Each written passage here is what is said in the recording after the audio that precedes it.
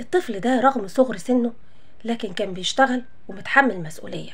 في يوم من الأيام كان بيوصل مية لشركة، جه يطلع في الأسانسير لقى الأسانسير مقفول، فكلم الشركة اللي كانت طالبة المية، فردت عليه السكرتيرة قال لها الأسانسير مقفول، معلش ممكن حضرتك تفتحي لي الأسانسير أو تنزلي فيه وأنا أطلع معاكي أوصل المية؟ قالت له بقول لك إيه، أنا مش فاضية ورايا شغل كتير، عندك السلم، طلع المية على السلم، ولو ما جبتهاش في خلال 10 دقايق هكلم صاحب الشركة يلغي التعاقد مع الشركة بتاعتكم. وقفلت في وشه.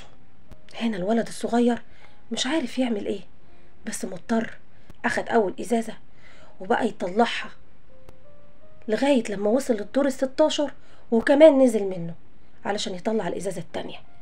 كان خلاص خلصان ومش قادر ياخد نفسه، لسه هيشيل الازازة التانية، في واحد كان طالع في الاسانسير بص كده قال له حبيبي دي تقيلة عليك، انت ايه اللي بيطلعك السلم، ما طلعتش ليه في الاسانسير؟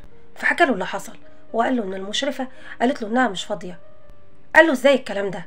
ومسك التليفون واتصل بيها، قال لها تعالي لي مكتبي فورا، وقال للولد تعالى يا حبيبي ما تخافش من حاجة.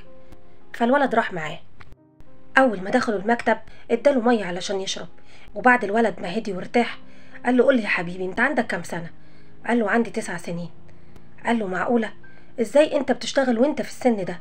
قال له في الحقيقة انا ما بشتغلش، بس والدتي هي المسؤولة عن توصيل المية، ولو غابت يوم في الشركة ممكن يفصلوها، وامي تعبانة في المستشفى، فانا اضطريت ان انا النهاردة اخرج واشتغل مكانها. قال له طيب وفين والدك يا حبيبي؟ قال له والدي معاق ومش بيقدر يقف على رجله، لكن ما يقدرش يوصل المية. هنا المشرفة جت قالت له خير حضرتك في حاجة؟ قال لها انت ما عندكيش رحمة ولا ضمير، طفل صغير بيكلمك تقولي له اطلع للدور ال16 على السلم؟ قالت له انا ما اعرفش انه طفل، انا متعوده ان اللي بيوصلني الميه واحده ست كبيره. قال لها واللي سمعتي صوته في التليفون ست ولا صوت طفل صغير؟ قالت له اصل انا كنت مشغوله. قال لها مشغوله في ايه؟ يعني هي الدقيقه دي كانت هتعطلك؟ انت انسانه ما عندكيش رحمه ولا ضمير، لو عاوزاني اسامحك يبقى هتروحي تطلعي ازازتين الميه اللي باقيين لحد الدور ال16 فوق، ده الحل الوحيد اللي هسامحك بيه علشان تجربي اللي انت عملتيه في الولد ده. قبل ما تمشي تروحي للاداره الماليه وتخليهم يتعاقدوا مع الشركة ويدفعوا لهم مقدم توصيل المية 100,000 يوان، والعقد بتاعهم ما يتلغيش بأي حال من الأحوال. قالت له حاضر. هنا الولد حس بالأمان وحضنه وشكره، الراحمون يرحمهم الرحمن.